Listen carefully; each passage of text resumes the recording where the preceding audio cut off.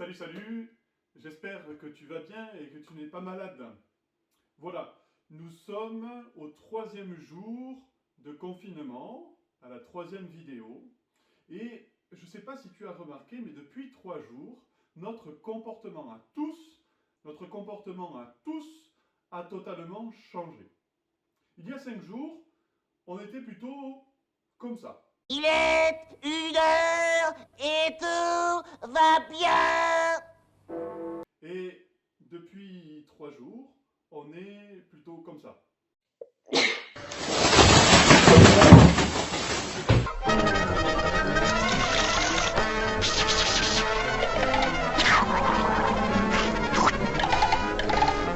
Ce qui est clair, plus le temps passe, plus nous prenons conscience de ce qui est en train de se passer. Et on se dit... On va tous mourir! Je pense vraiment qu'il va falloir que j'arrête de mettre cet extrait de vidéo parce que sinon, vous allez tous vous affoler. Alors non, on ne va pas tous mourir. Bien sûr que non. Cependant, oui, il risque d'y avoir beaucoup de morts. C'est une pandémie. Dans le monde, il risque d'y avoir beaucoup de morts. Alors oui, aussi dans notre pays, nous allons souffrir économiquement. Tout notre pays, tous les acteurs, tous les artisans, tous les industriels, tous les membres, les soignants, les personnes, toutes les personnes vont souffrir économiquement. Et aussi, nous nous rendons compte qu'on ne sait pas bien quand tout va revenir à la normale. On ne sait pas bien quand tout va revenir à la normale.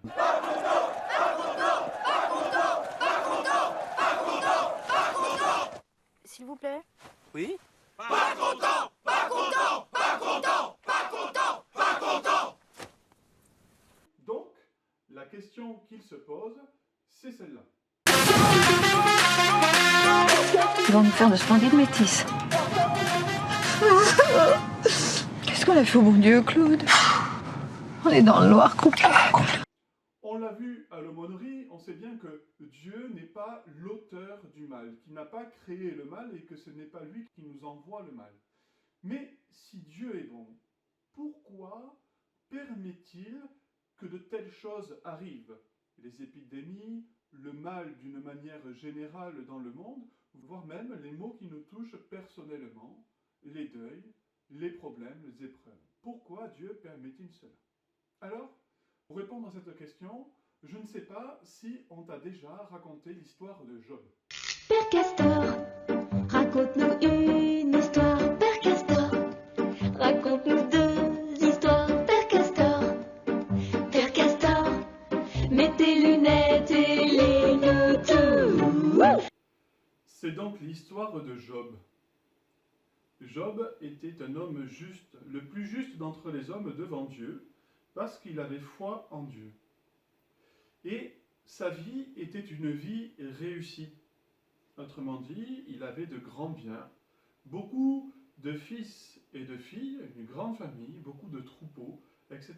Il avait vraiment la plus belle de toutes les vies, parce qu'il était juste devant Dieu et Dieu le récompensait.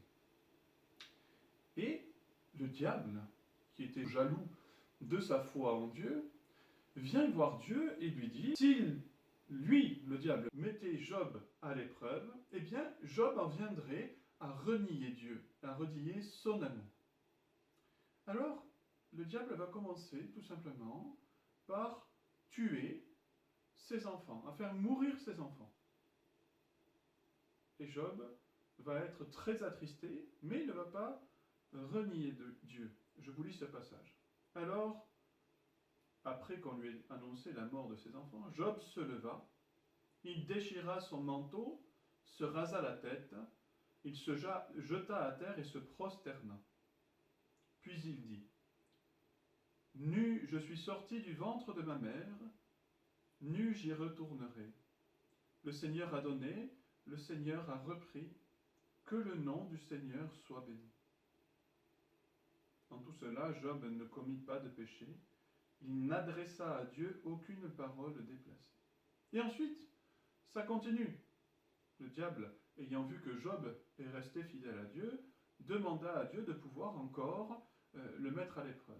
Et l'adversaire, le diable, qui tend La présence du Seigneur frappa Job d'un ulcère malin depuis la plante des pieds jusqu'au sommet de la tête.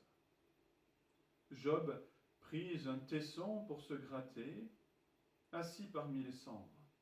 Sa femme lui dit, « Tu persistes encore dans ton intégrité? Maudis Dieu et meurs. » Il lui répondit, « Tu parles comme une insensée.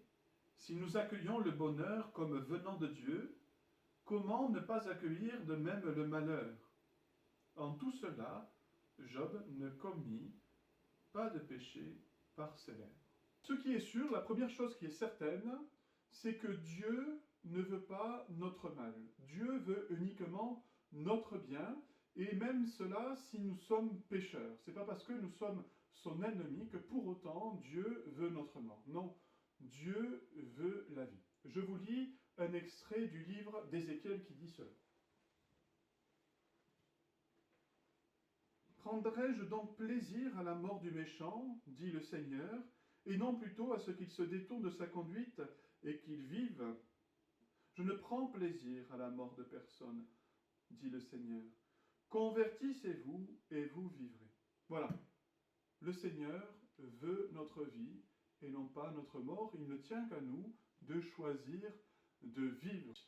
Une autre conviction, c'est que Dieu n'est pas là non plus pour jouer avec notre vie. Il ne contrôle pas les événements de notre vie comme si nous jouions à Assassin's Creed, comme ceci. Non, Dieu nous laisse bien évidemment libres de nos choix parce qu'il veut notre bien. Et dans la vie, le mal et le bien existent. Ils sont entremêlés, ils font partie de notre vie. Aussi, on doit vivre avec le mal et le bien. C'est comme ça sera toujours ainsi. Et enfin, la quatrième conviction, c'est que des épreuves, des maux qui arrivent dans notre vie, eh bien, Dieu peut faire surgir du bien, du positif. C'est exactement ce que nous révèle le mystère de la croix, de la mort et de la résurrection de Jésus. Jésus a voulu connaître l'épreuve, la passion, jusqu'à la mort, jusqu'à descendre au plus bas de notre humanité. Et de ce mal extrême, il en a fait jaillir la vie avec un grand V. Alors peut-être que de cette épreuve, nous avons à découvrir et à faire jaillir de ce que nous vivons des choses positives.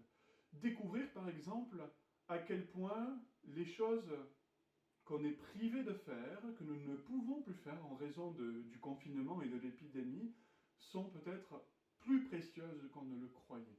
Mon précieux, mon trésor. C'est lorsque on n'a plus ces choses-là qu'on se rend compte à quel point elles sont précieuses. Je pense peut-être à ceux qui avaient l'habitude d'aller à la messe et qui se rendent compte finalement combien la messe leur manque. Peut-être, je pense à toi qui avais l'habitude d'aller à l'aumônerie et peut-être tu te rends compte à quel point ce lien avec les autres et ce lien avec Dieu te manque. Je pense peut-être aussi à tes amitiés à tes amis que tu avais l'habitude de voir tous les jours et tu te rends compte à quel point ils te manquent. Même si tu es en lien avec eux via les réseaux sociaux, vois que les réseaux sociaux ne remplaceront jamais l'amitié, etc. Il y a plein d'autres choses dont on peut remarquer qu'elles sont précieuses dans notre vie et à quel point notre vie tout court est précieuse. Alors voilà, ça serait ce qui serait positif de retrouver. Aujourd'hui, c'est aussi un jour particulier, c'est la Saint-Joseph. Saint-Joseph, c'est une belle figure de l'Évangile et pourtant la plus discrète.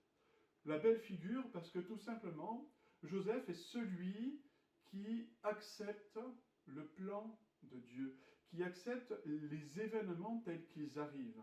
Non pas qu'il subit les choses, mais qu'il accepte. Je prends un exemple. Lorsque Dieu demande à Saint Joseph d'accueillir chez lui Marie, eh bien, ça veut dire pour lui accueillir une femme qui porte un enfant qui n'est pas le sien.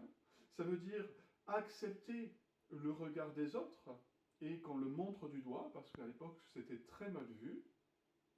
Et ça veut dire accepter une mission qu'il n'avait pas planifiée, qu'il n'avait pas prévue. Lui, il comptait mener une vie normale. Et non, il faut qu'il soit le père adoptif du Fils de Dieu. Ce n'est pas rien. Et Joseph accepte cela. nous aussi, cette épreuve, on peut soit la subir dans la crainte, soit on peut l'accepter et la vivre courageusement, unis au Christ. Donc, d'accepter l'épreuve que tu vis et de la vivre avec confiance, unie à Jésus. Je te propose aussi une petite résolution. Tu sais, dans les discussions à table, dans nos maisons, il y a des discussions très inquiètes. On ne parle que de l'épidémie, on se monte un peu la tête. Sur les réseaux sociaux, on ne voit que ça. Moi, je te propose de choisir d'être un témoin d'espérance, de confiance, et de pouvoir dire aux autres, de pouvoir apaiser ces angoisses en étant un témoin d'espérance et de confiance, en disant que, eh bien, toi, ce qui te rassure, c'est de croire que Dieu est là, avec toi, à tes côtés, qu'il te protège et qu'il t'aime, et que c'est là peut-être le plus important. Alors, cher jeune, sois un témoin d'espérance. Tu peux compter sur mes prières, que Dieu te bénisse et te garde. À très bientôt.